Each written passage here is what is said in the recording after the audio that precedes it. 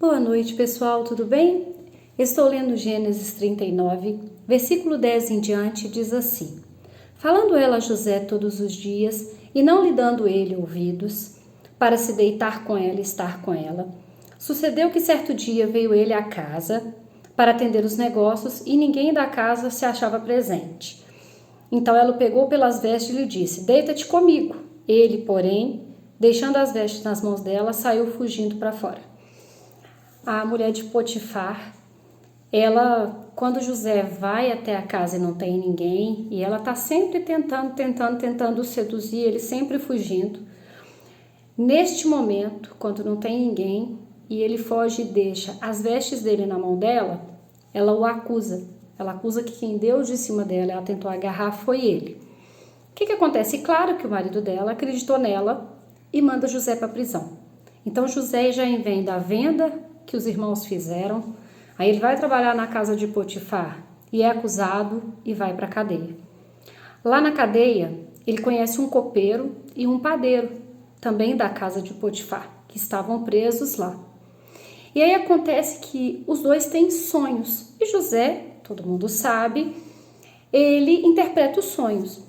E aí ele interpreta que o copeiro vai retornar para a casa de Potifar em algum tempo, mas que o padeiro vai ser morto.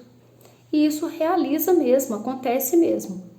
Antes que o copeiro retorne para a casa de Potifar, José conversa com ele e diz para ele, fala assim: quando você chegar lá, fala de mim para Potifar, conta para ele que eu fui injustiçado, conta que eu faço interpretações de sonho, conta a minha história para ele. Ele pede que ele se lembre dele.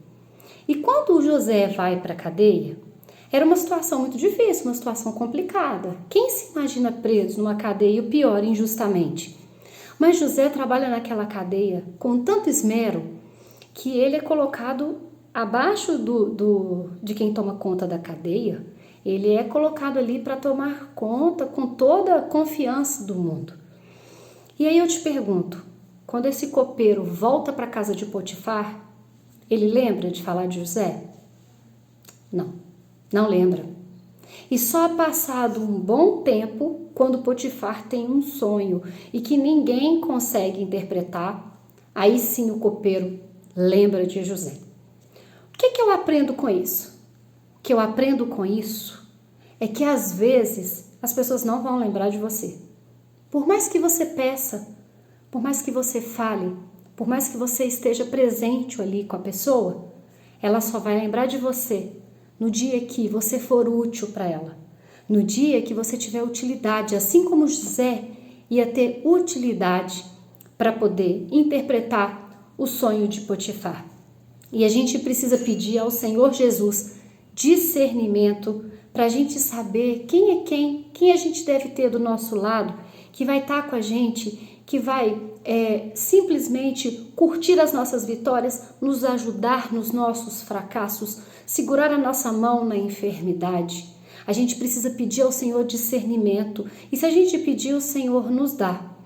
Sabe o que eu penso também? Esse copeiro tem grande chance de ele já estava lá antes de José, e ele não estava fazendo trabalho nenhum com tanto esmero como José fez.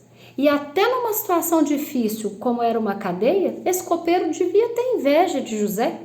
Por que ele não teria? José estava passando uma situação igual a dele, mas estava ali se empenhando para fazer o melhor. E às vezes a situação que eu e vocês tenhamos vivendo, o que pode acontecer? Pode acontecer de trazer até inveja para as pessoas, por pior que seja a sua situação.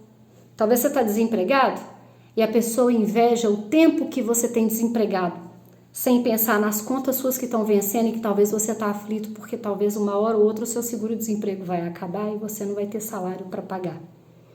Talvez você está saindo de um casamento e num divórcio e talvez uma pessoa olha para você e fala: nossa, que legal, agora ela está livre, ela pode curtir a vida, mas não sabe o quão difícil é um divórcio para o marido, para a mulher, para os filhos.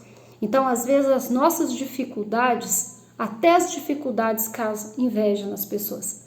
Então vamos hoje pedir discernimento a Deus, compreensão de quem a gente deve ter do nosso lado de verdade. Quem é nosso parceiro, quem é nosso amigo, Quem está com a gente por que daí vier e não vai lembrar da gente só na hora que precisa, vai estar do nosso lado, a gente precisando ou não, para estender a mão e ser nosso amigo. Eu desejo uma noite maravilhosa, cheia da presença desse Jesus lindo. Eu desejo um bom descanso a todos. Fiquem com Deus.